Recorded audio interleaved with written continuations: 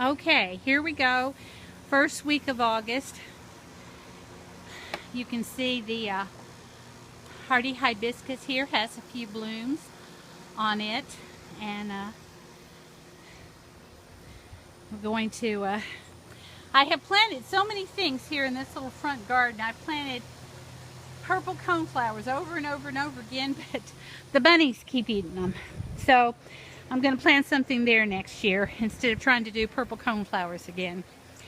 As you can see, this first garden, which had already had a few things planted in it when I began, it looks pretty good. Of course, here in August, a lot of these things, as you can see, most of the showiness is the impatiens, white and pink impatiens.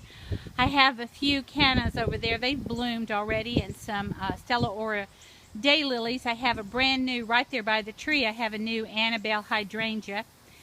And there's some coleus there by the bird bath. They won't live through the winter, so I'll probably put them in a pot and take them inside, because they were hard to find. These calla lilies have already bloomed. They're perennial, and those ostrich ferns come back year after year. There's some more ostrich ferns over here by these birds. And then I have azaleas. I have four different sets of azaleas, because these are encore azaleas, and they're getting ready to bloom again. These right here have white blooms on them. And then this is one of those Japanese palms. It's not looking so good right now. It's got a lot of we've had an awful lot of drought here lately, and it's not looking all that good. And my hydrangeas over here, I just noticed them. They need some water as well. They need lots of water, hydrangeas do. But these are the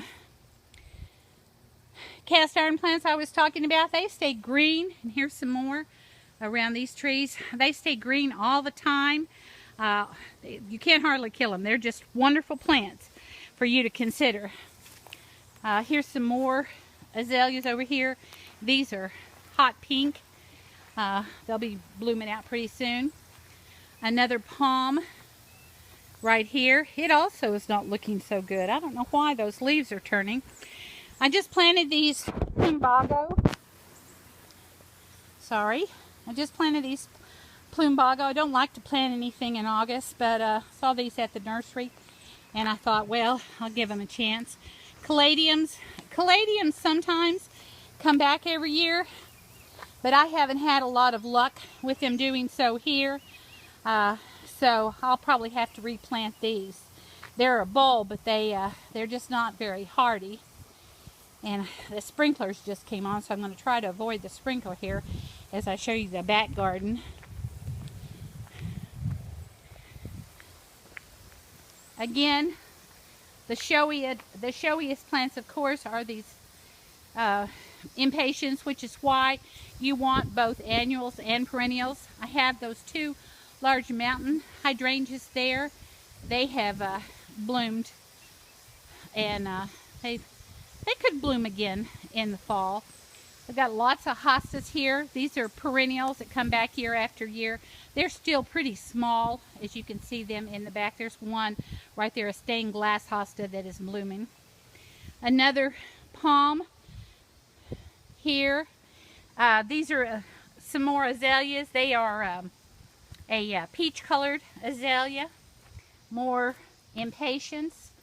These these little elephant ears here were planted new this spring, and they're not very big, but they come back year after year. They'll get bigger. I'll probably plant some more because they look kind of sad back here. But this is totally shade. This is what I was talking about. These cannas back here, I don't know if you can see because there's not really much light. They don't have a single bloom on them and haven't had any blooms, so I'll probably move them. Okay, as we go around, my lilies have pretty much finished blooming. The begonias are annuals, and they're still going, but the lilies have bloomed. Next year, I think here in this garden, I haven't been very pleased with this part of the garden, So I think that I will put in some ever-blooming daylilies. See if we have any luck with those. Okay, back here we've got some coreopsis. They have bloomed, and there's no blooms on them now. These guara, I really love these. These planted new this year. They're perennials. They get these little tiny pink flowers at the top of them. They're doing great. My Shasta dillies are Shasta daisies, pardon me, are over there. They've quit blooming, and actually there's one of them that doesn't look very good. I tell you what's going great here are these lantana. Look how big and pretty these are. And they were planted new this year. So the lantana. Here's some begonias. They'll have to be replanted next year, as will the sweet potato vine. My third palm right here. None of these palms are looking very good, and they've looked pretty good all year. Most of the roses are kind of dormant right now. They'll bloom again in the fall. They like the cooler weather. And these are all roses over here, and they'll be blooming again pretty soon too. This is a peony. It was its first year, and it didn't bloom. Peonies usually don't bloom their first year, so maybe we'll get some blooms out of this peony next year. This is a, oh goodness, this hydrangea looks so sad. I'm going to have to really baby it. It's not looking good at all. Here's some cannas. They get enough sun that they have bloomed a little bit. So I want to take you on the back side here, because I've shown you this in the episodes before, but this is a little fairy rose that I planted years ago when I lived here before. And this is a spirea that was just full of white blossoms in the spring. And then back here is a magnolia that just surprised me and had all kinds of blossoms this summer. In fact, I smelled it before I noticed what it was, because, not a magnolia, pardon me, a gardenia. It had tons of blooms on it. So these were old plants that planted years ago, and they were still alive, so that's a good sign. This part of the garden, I haven't really planted much in it yet. I planted some of these Empress Wu hostas. These get really nice and big. I've got 3 of them there. And then I've tried to plant some iron plants back here and some other things. It's just been so hot and so dry. I've just lost a lot of stuff, I think. My 4 o'clocks that I planted years ago, you can see they have tiny little blooms on them. Those bloom in the afternoon.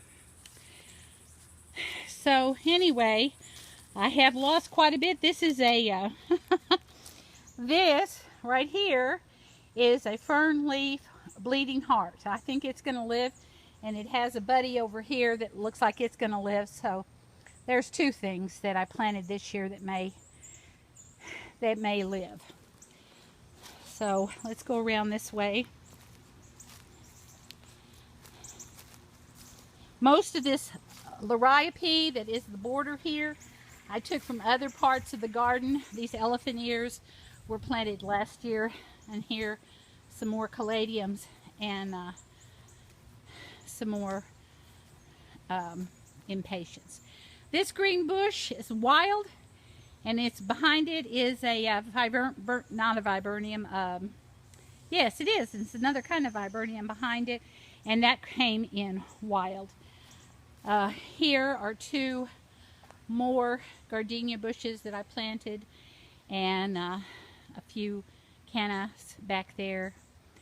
Some Walker's Low Napana that I planted, catmint, and it hasn't died, but it hasn't done great.